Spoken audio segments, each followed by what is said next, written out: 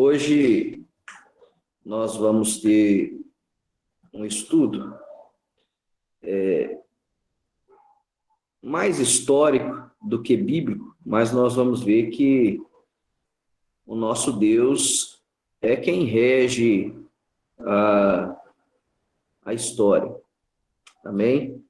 E aí eu vou trazer alguns personagens, alguns escritores, para a nossa mesa de estudo aqui. Só para fundamentar o nosso estudo. Nós temos aqui um pequeno livrinho, A Inquisição, de Anita Novinsky, tá? E o áudio está partido? Deixa eu tirar aqui, ficar só com a internet móvel. Pode ser porque o Wi-Fi pode ser que oscila, aí pica. Melhorou o áudio, irmãos? Aqui já estava normal. Ah, tá. Ok. Então, eu apresentei o livrinho da Anita Novinsky. Tá, pastor, mas eu acho que é a internet aqui mesmo.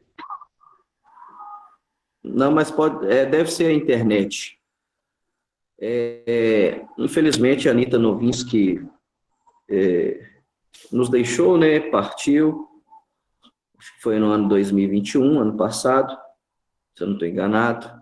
E ela é referência, né, nesse tema sobre a Inquisição e os cristãos novos. Tem esse outro livro dela também, que é um espetáculo, Os Judeus que Construíram o Brasil. Então, só o tema aí, os irmãos já entendem por que nós estamos tratando desse assunto. Os judeus que construíram o Brasil. Fontes inéditas para uma nova visão da história. Anita Novinsky também.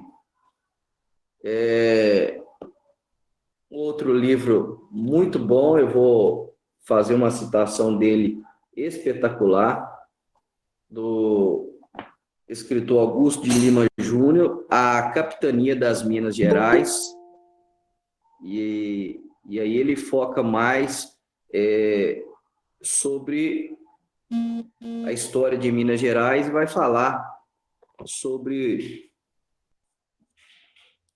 os cristãos novos aqui na nossa região.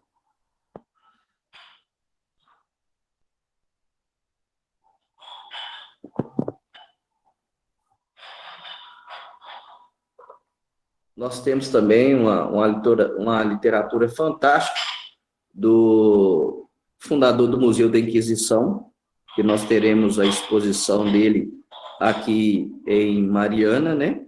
No dia 12 de novembro, nós vamos ter a palestra de abertura e teremos a exposição aí durante 10 dias. E aí ele escreveu esse livro,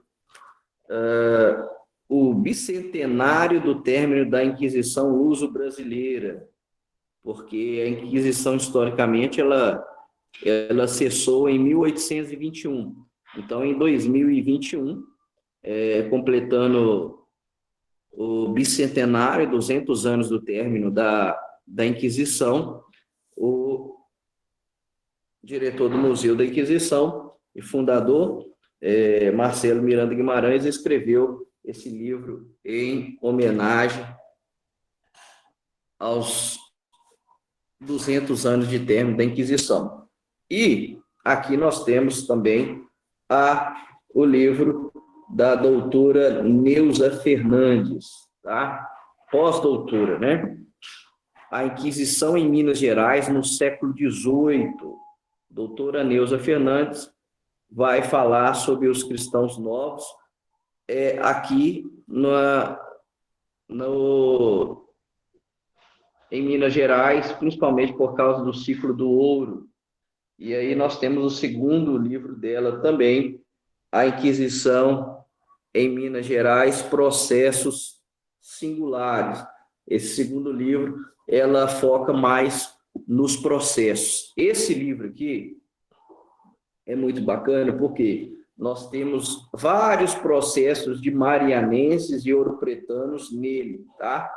Então, super indico aos irmãos o livro da doutora Neuza Fernandes. Então, só para os irmãos terem ideia da palestra que nós teremos no dia 12 de novembro, né? Sinceramente, é um privilégio nós podermos receber a doutora Neuza Fernandes aqui na cidade de Mariana para palestrar para nós sobre o tema, né, os cristãos novos em Mariana. Então, isso é muito gratificante para nós.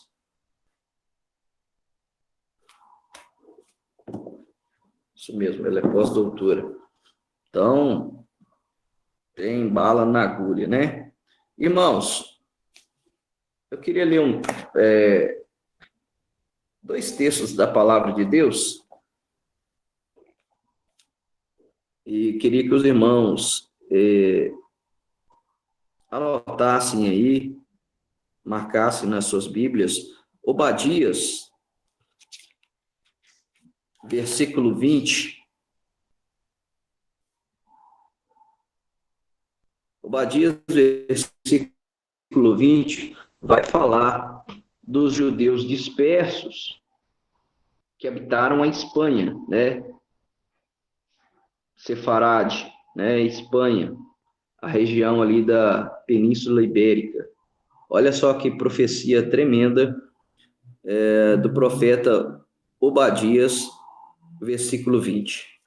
Os exilados dos israelitas tomarão posse do país de Canaã até Sarepta. E os exilados de Jerusalém, que estão em Sefarade, na Espanha, né, tomarão posse das cidades do Negev, na região sul ali de Israel. Então, nós temos aqui uma profecia de que aqueles que foram dispersos, exilados para Sefarade, para a região ali da Espanha, o Eterno vai os fazer voltar e eles vão habitar a região sul de Israel, o Negev, tá? Outro texto que nós temos é Paulo escrevendo aos Romanos, no capítulo 15.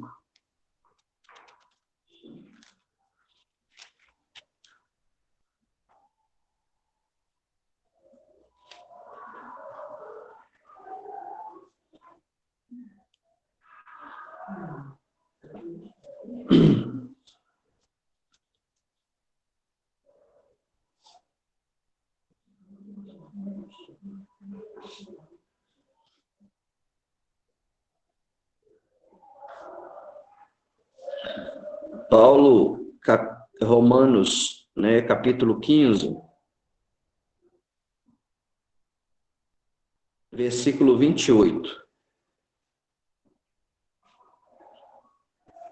Vamos ler o versículo 22, depois o 28. Foi justamente isso que sempre me impediu de chegar a vós. Agora, porém, não tendo mais campo para meu trabalho nessas regiões, e desejando há muitos anos chegar a vós, irei quando for para a Espanha. Espero ver-vos na minha passagem e ser por vós encaminhado para lá, depois de ter saboreado um pouco a alegria de vossa presença. Mas agora vou a Jerusalém, a serviço dos santos, a Macedônia e a Acaia houveram por bem participar de alguma forma das necessidades dos santos de Jerusalém, que estão na pobreza.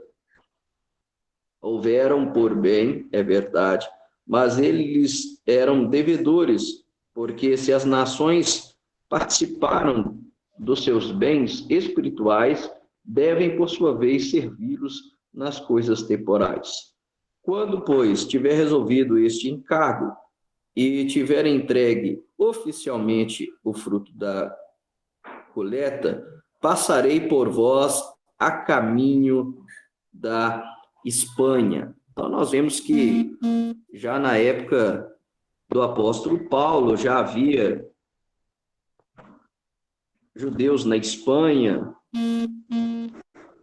já havia seguidores de Yeshua na região da Espanha. E nós lemos aí uma profecia de Obadias que os dispersos, os exilados daquela região voltarão no final dos tempos para Israel e vão habitar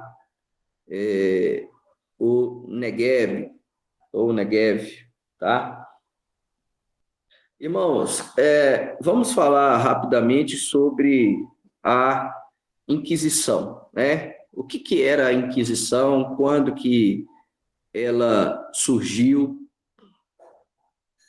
A Inquisição foi um instrumento da Igreja Católica para punir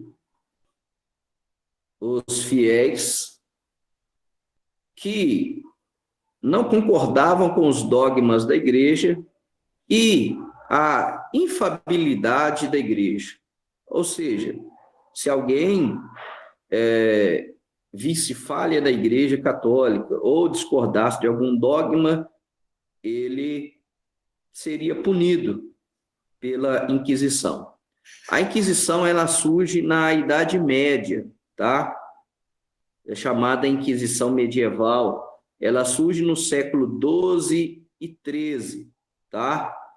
No Concílio de Verona. A partir do Concílio de Verona, nós temos, então, instaurada a Inquisição. E mesmo já na Idade Média, a Igreja ela contava também com o apoio e o poder do Estado, tá?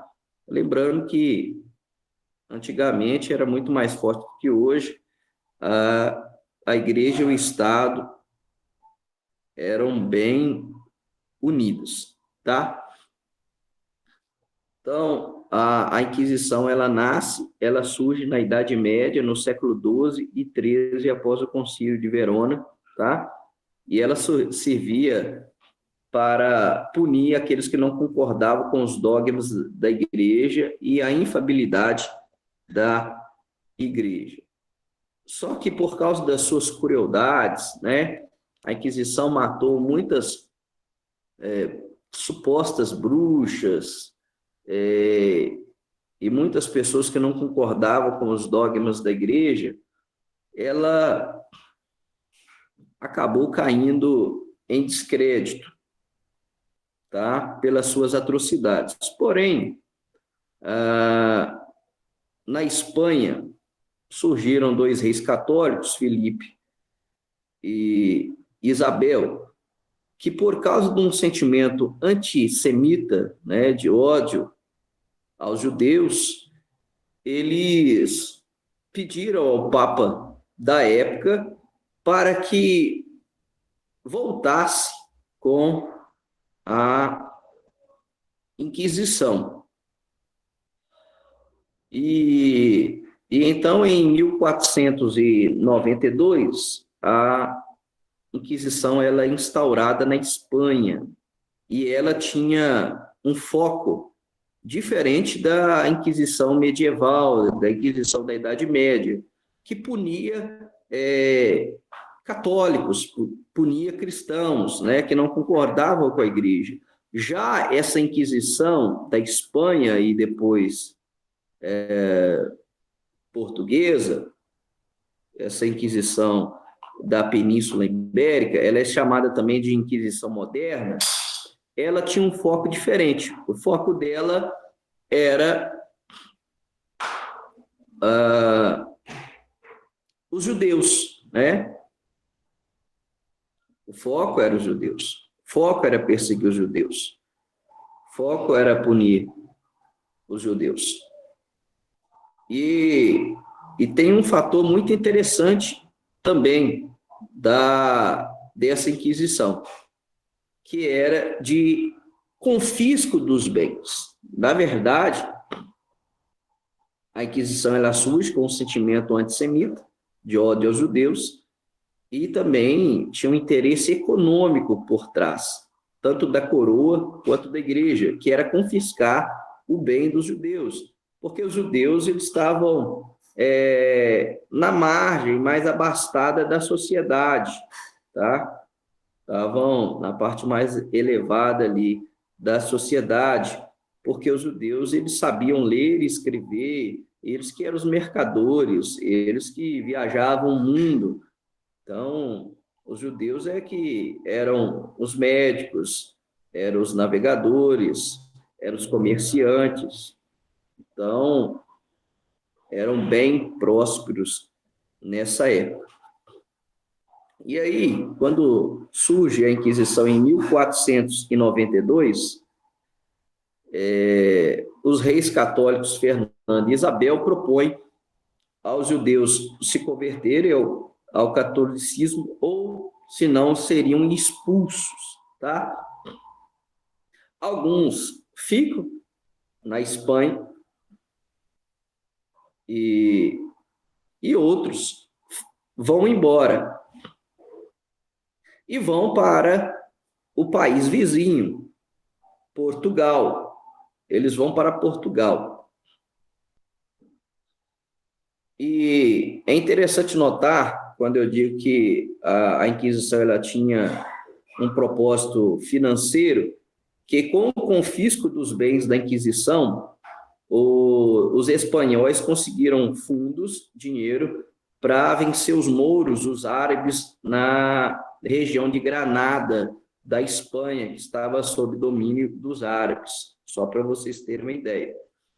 E aí, esse grande contingente de judeus partem para Portugal. Só que os portugueses, por mais que existe uma piada que português é burro, os reis de Portugal não foram tão burros assim, como os reis da Espanha. Eles viram que os judeus eles tinham uma grande representatividade dentro da sociedade e eram responsáveis pela economia. O que eles fizeram? Eles converteram os judeus à força, tá? Houve o episódio dos batizados de pé, tá? Então, em Portugal, não foi dada a eles a possibilidade de ir embora, como na Espanha. O rei de Portugal os força ao cristianismo. E, logicamente, uma pessoa que é forçada a se converter a qualquer religião, ela não vai ser um verdadeiro religioso daquele segmento. E foi o que aconteceu com os judeus portugueses.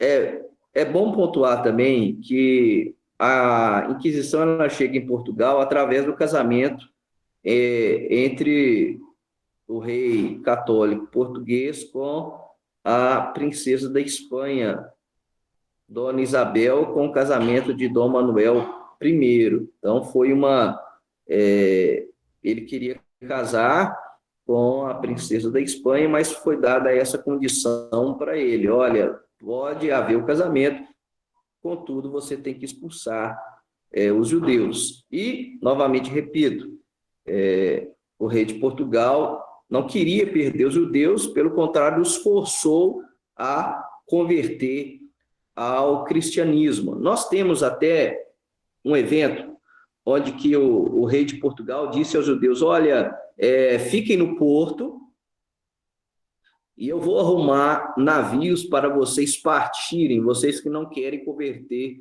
ao catolicismo.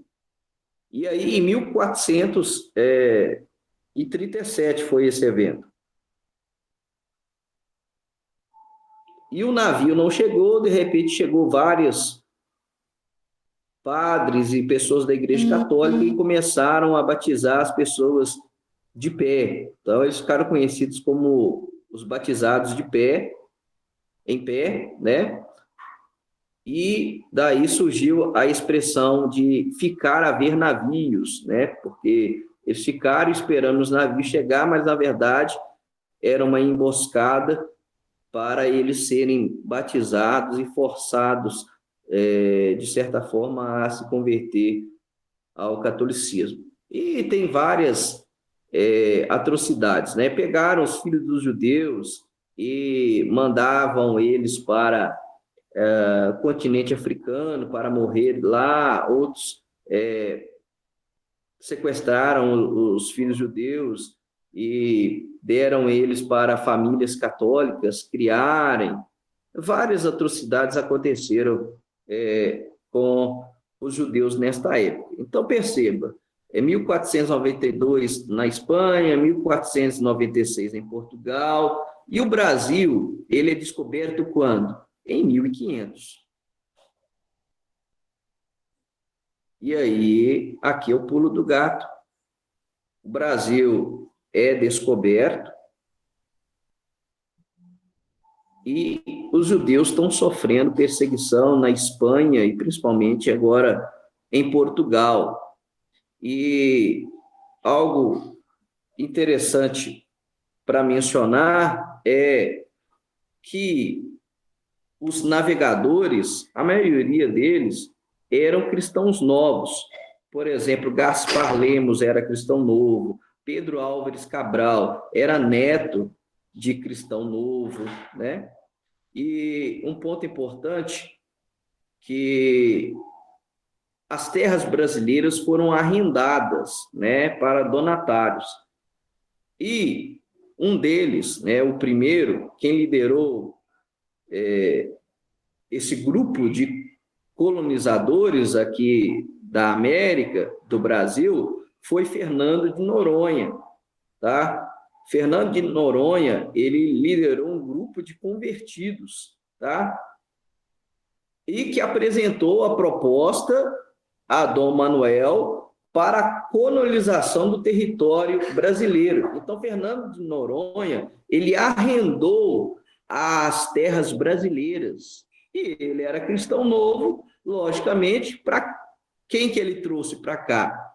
Os cristãos novos. Então, os judeus, forçados a se converter ao cristianismo e que estavam sofrendo perseguição com a Inquisição, porque a Inquisição, na Inquisição havia tortura, havia confisco dos bens e até mesmo ou cárcere perpétuo ou ser queimado na fogueira. E é interessante que qualquer pessoa poderia delatar o outro. Então, se eu não gostasse de fulano, eu podia delatá-lo e falar: ele é cristão novo e está tendo práticas judaizantes. Aí a Inquisição ia lá, buscava o camarada, a primeira coisa que eles iam fazer era confiscar os seus bens, independente dele ser inocente ou culpado, o confisco acontecia, e se ele fosse culpado mesmo de práticas judaizantes, ele seria torturado, poderia ficar preso de forma perpétua ou de ir para as fogueiras da Inquisição. Então, esse era o terror que os judeus, chamados de cristãos novos, estavam sofrendo. E por que é chamado de cristão novo? É para diferenciar dos cristãos velhos, que já eram os portugueses, né, de origem católica. Então, para fazer essa segmentação, essa separação entre os judeus conversos para os católicos já desde nascimento, criaram-se essa nomenclatura de cristão novo e de cristão velho. Então, é por isso que os judeus convertidos, eles são chamados de cristãos novos. Então, nós vimos aí, irmãos, que as terras do Brasil elas foram arrendadas por cristãos novos e que para cá afluíram vários cristãos novos, tá? A Anita Novinsky, ela vai dizer em uma das suas palestras que um viajante francês, ele relata nos seus escritos que de 4 pessoas que habitavam o Brasil, 3 eram de origem cristã nova. Então, 3/4 da população brasileira era de origem cristã nova. Então, por isso que eu digo hoje, qualquer pessoa que fizer sua árvore genealógica, ela vai encontrar um cristão novo. Ela vai encontrar um judeu na sua árvore. Por quê? O contingente judaico que veio para o Brasil é muito grande. É muito grande. E aí, eu anotei uma frase do Rabino Marcelo, diretor e fundador do Museu da História da Inquisição, em que ele diz: resgatar a cultura judaica é resgatar nossa identidade, é conhecer nossas raízes, tá? Então, conhecer a cultura judaica é resgatar a nossa identidade, é conhecer as nossas raízes. Porque corre em nosso sangue, corre em nossas veias, sangue judaico. Nós somos descendentes desses cristãos novos. Esses que vieram primeiro e povoaram ali a Bahia, o Nordeste, a maioria deles eram cristãos novos, né? Você vê eu anotei aqui, o primeiro engenho fundado no Brasil, Martim Afonso de Souza, ele era cristão novo. Então, nós temos vários cristãos novos. Por exemplo, você pega fundadores do Brasil, né? Aqueles que exploraram o Brasil, aqueles que desbravaram o Brasil, por exemplo, os bandeirantes que desbravaram o Brasil, que saíram ali do Nordeste e começaram a fazer a exploração territorial do Brasil. Nós temos aqui o Borba Gato, né? Ele era cristão novo. Borba Gato, ele descobre ouro aqui em Sabará, né? Tem até uma estátua em homenagem a ele lá em Sabará. Fernão Dias, né? Nós temos a Avenida Fernão Dias em Belo Horizonte, em São Paulo, em grandes cidades, em homenagem a esse bandeirante. Fernão Dias, ele era cristão novo, né? Foi um dos grandes descobridores de esmeralda, de ouro da nossa região. Nós temos Raposo Tavares, nós temos Garcia Rodrigues Pais, que fez o Caminho Novo, né? Antes, na época agora já do ciclo do ouro, quando eles tiravam o ouro da Minas Gerais, eles demoravam e escoavam ali por Paraty. E depois o Garcia Rodrigues Pais, ele fez o Caminho Novo, que escoava o ouro extraídos das Minas Gerais através dos portos do Rio de Janeiro, diminuiu até o trajeto, os dias que eles gastavam. Ou seja, nós temos também Padre José de Anchieta, que é um dos fundadores de São Paulo. Ele era cristão novo. Então, quando você vai ver, existiram vários cristãos novos de renome importantes na nossa história. na nossa cultura. E, de novo, conhecer esse tema é conhecer as nossas raízes, a nossa origem, tá? E hoje, por exemplo, a gente vê vários costumes no nosso dia a dia que têm origem judaica. Não só costumes, mas como características da nossa personalidade. Por exemplo, existem características que nós herdamos dos judeus, tá? Principalmente ela gerada por causa da Inquisição. Uma fé ferrenha em Deus é uma característica do brasileiro e nós herdamos essa característica principalmente dos judeus que sofreram por causa da Inquisição. Um espírito pacífico, capacidade de sair de situações difíceis, tá? O jeitinho brasileiro. Quando eu falo jeitinho brasileiro, não é malandragem, não. O jeitinho brasileiro é no sentido de capacidade de sair de situações difíceis. Você vê que o brasileiro, ele se supera, ele arruma um jeito para qualquer situação. E isso lembra muito os judeus, os cristãos novos, que perdiam seus bens, tinham seus bens confiscados e tinham que recomeçar a vida, né? Iam para certo lugar, começava a perseguição, ele tinha que ir para outro lugar e de lá começar do zero. Então, nós herdamos essa característica essa capacidade de sair de situações difíceis. O espírito empreendedor, ser hospitaleiro, né? É uma mitzvah muito grande dentro do judaísmo você ser hospitaleiro, né? E o mineiro, principalmente o mineiro, ele tem essa hospitalidade, né? O mineiro é muito hospitaleiro. O brasileiro também né? Quando vem os estrangeiros para cá, eles ficam impressionados como que nós somos receptivos, tá? Dois pontos importantes também, o ser desconfiado, né? É uma característica que nós herdamos, tá?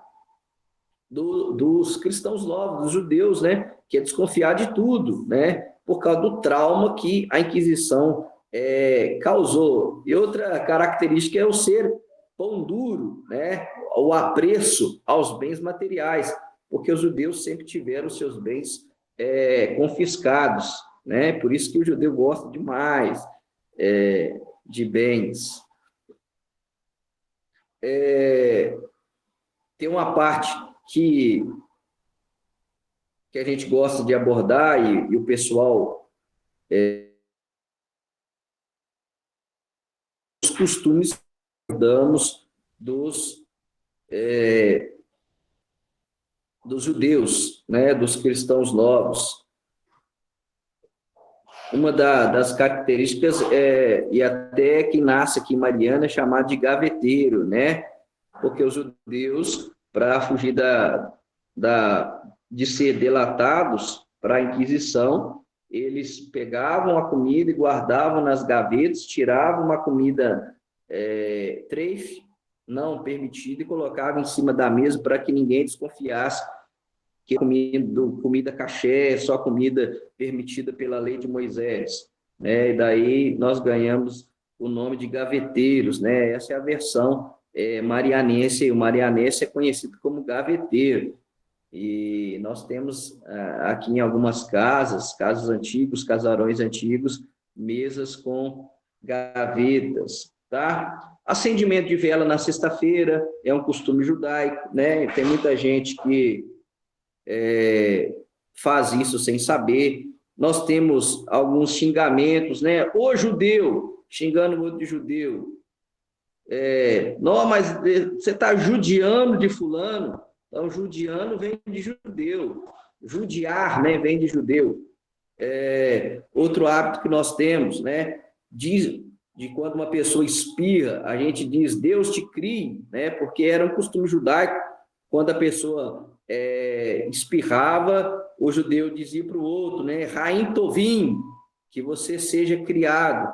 Porque existia uma crença medieval dos judeus que quando a pessoa espirrava, a alma dela estava querendo ir embora. E aí o judeu fala, Raim Tovim, que você seja reconstruído, restaurado.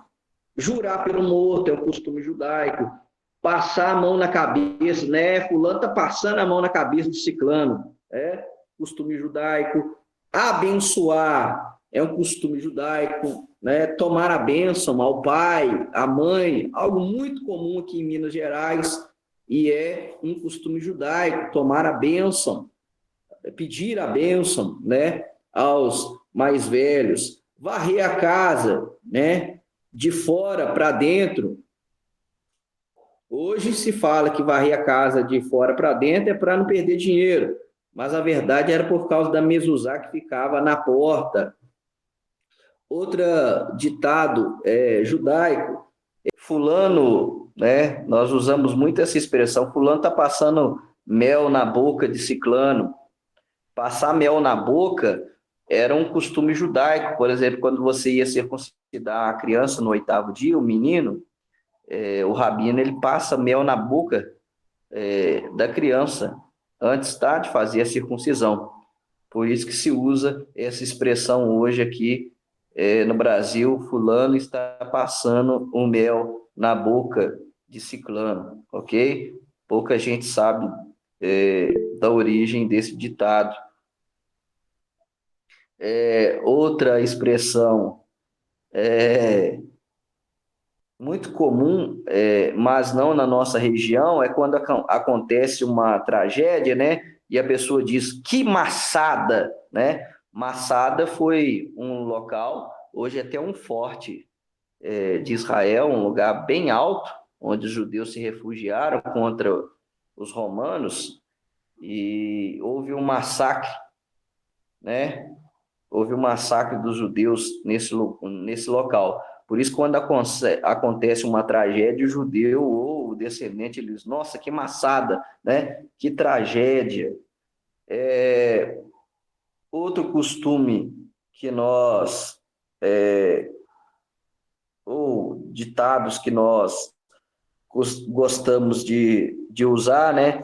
Principalmente os bebum, os bêbados, eles pegam um pouco do vinho, da cachaça e joga fora. E diz, esse é para o santo,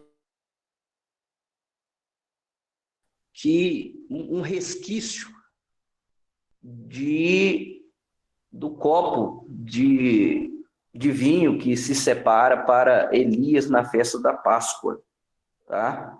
Então, é um resquício que ainda ficou na memória dos cripto-judeus ou dos descendentes dos judeus que foram assimilados, tá?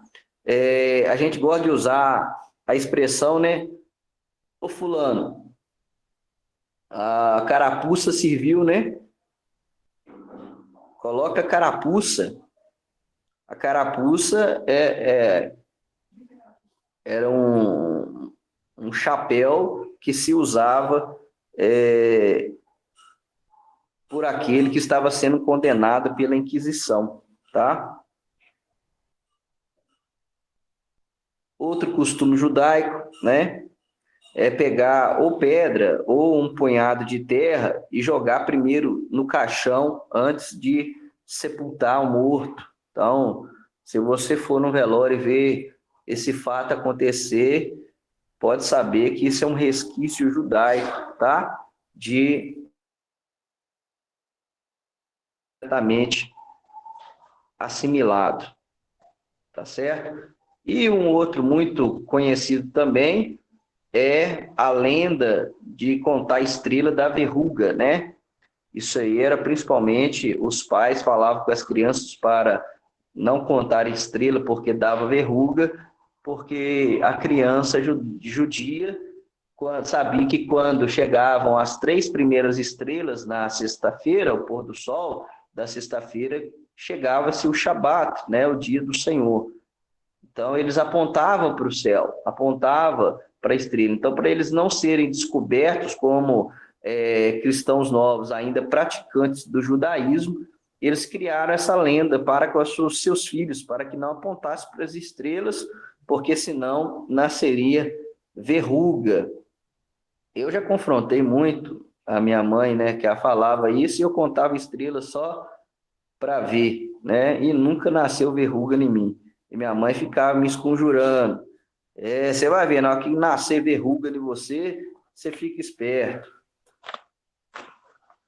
Então, são costumes judaicos, tá? Resquícios, né, de judaísmo que nós temos hoje, né?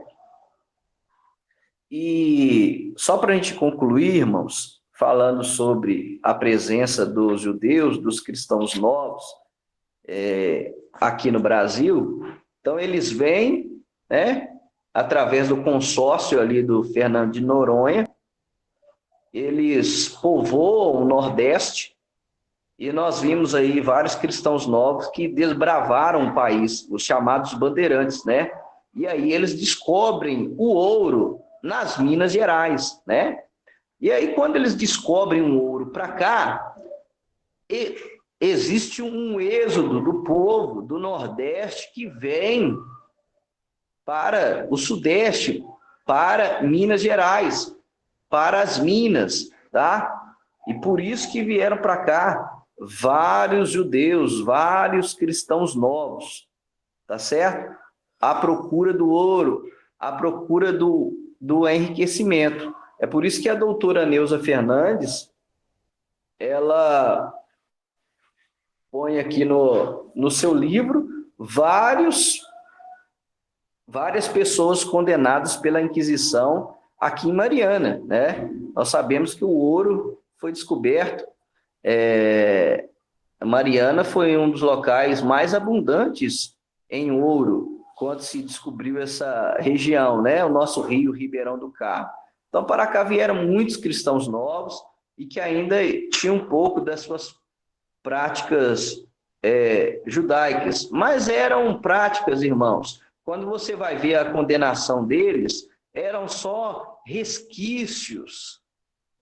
Eles já estavam completamente assimilados, tá? Completamente assimilados. Um ponto importante de mencionar é que a maioria das pessoas que foram pegas pela Inquisição eram mulheres, porque as mulheres que ficavam em casa, e elas que ficavam incumbidas de ensinar o judaísmo para os seus filhos, né? E a maioria das pessoas eram pegas ali na adolescência.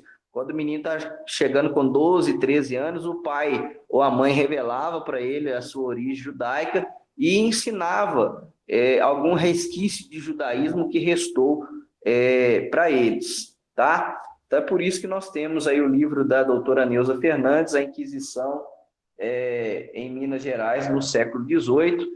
Nós temos o livro aí da Anita Novinsky, Os Judeus que Construíram o Brasil. Então, essa é uma parte da nossa história, da história brasileira que não é contada, né?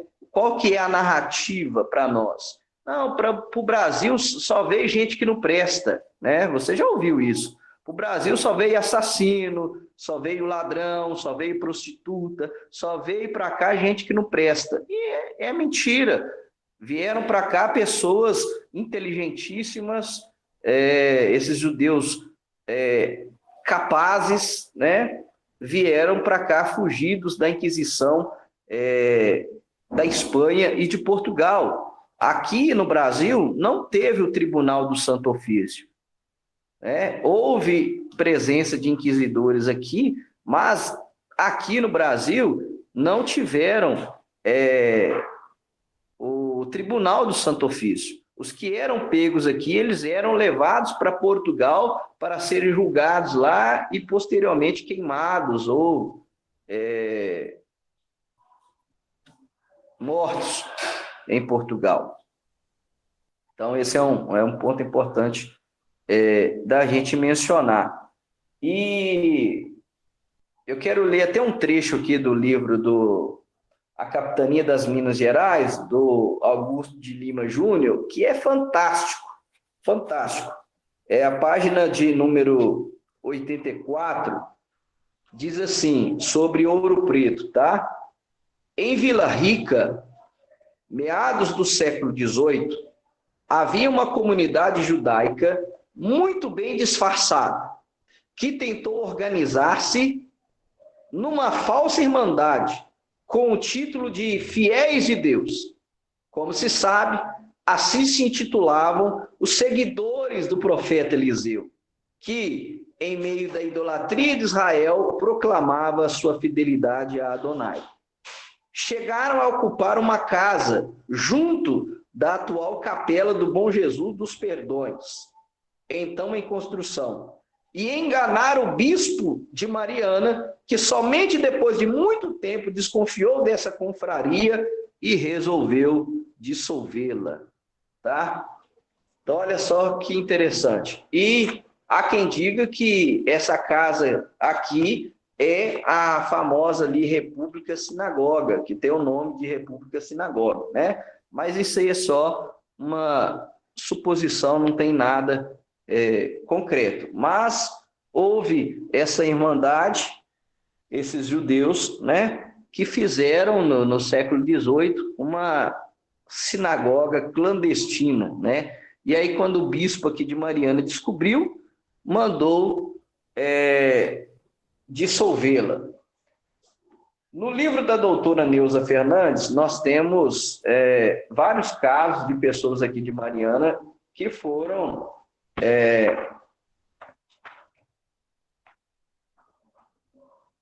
condenadas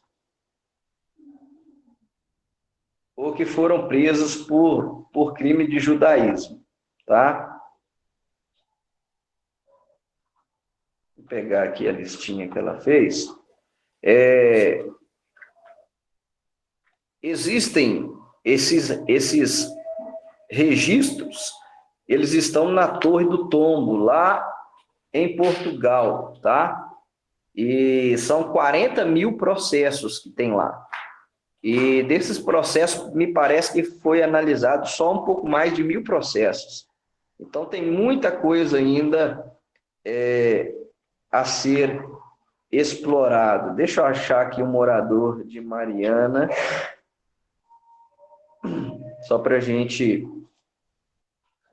encerrar.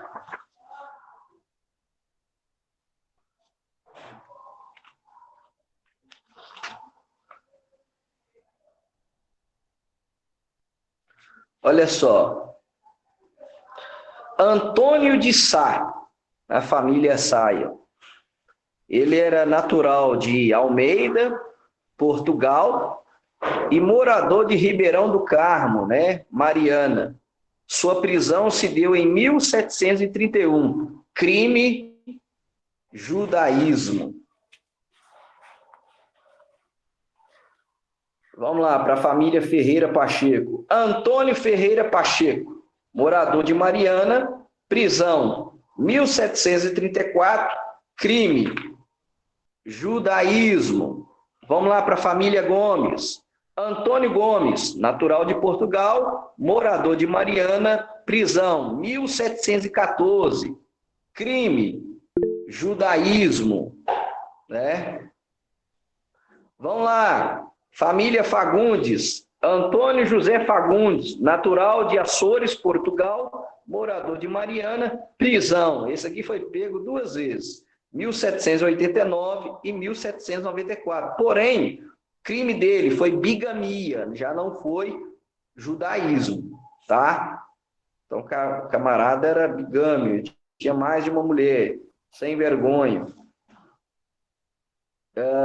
Olha só, por exemplo, tem crime de sodomia. Antônio José Ribeiro, natural de Braga, Portugal, morador de Mariana, prisão 1751, crime sodomia, tá? Então, mas a maioria dos crimes eram de judaísmo. Então, só para a gente mencionar, nós temos churupito, nós temos vamos lá, em homenagem à família de Miranda, David Miranda, natural de Almeida, Portugal, morador de Mariana, Minas Gerais, prisão, foi pego 2 vezes também. 1714 e 1728, crime, judaísmo, processo, Inquisição Lisboa, número 7489. São vários os processos aqui no livro da doutora Neuza Fernandes. Então, irmãos, nós vamos ter o privilégio de ter essa especialista no assunto, palestrando para a gente em novembro, agora no dia 12. Amém? Olha que interessante também que eu esqueci de mencionar, e aí eu encerro aqui. Vários inconfidentes eram cristãos novos, tá? Por exemplo, nós temos aí o Tiradentes, Joaquim José da Silva Xavier. Ele fazia parte de uma ordem chamada a ordem, dos esmoladores da Terra Santa. O que eles faziam? Eles enviavam ouro em pó para Jerusalém. Você acha que uma pessoa que não tinha ligação nenhuma com Jerusalém, com Israel, para que eu vou enviar ouro para lá? Tá? Então, vários dos inconfidentes, eles tinham sua origem no cristã nova. Tá? Cláudio Manuel da Costa, né? Ele era cristão novo, descendente de cristão novo. Então, por quê? Qual que era o lema dos inconfidentes? Liberdade. O que foi ameaçado, mais ameaçado aos judeus? A liberdade deles. Então, quando você olha para Minas Gerais e encontra expressões de nacionalidade, justiça, liberdade, que, de fato, são ideias iluministas da Revolução Francesa, mas quem traz essas ideias para cá são os descendentes dos cristãos novos. Então, você vai ver que os cristãos novos, eles estão em tudo, tá? Por isso, o livro da doutora Anita Novinsky, né? Os judeus que construíram o Brasil. Amém?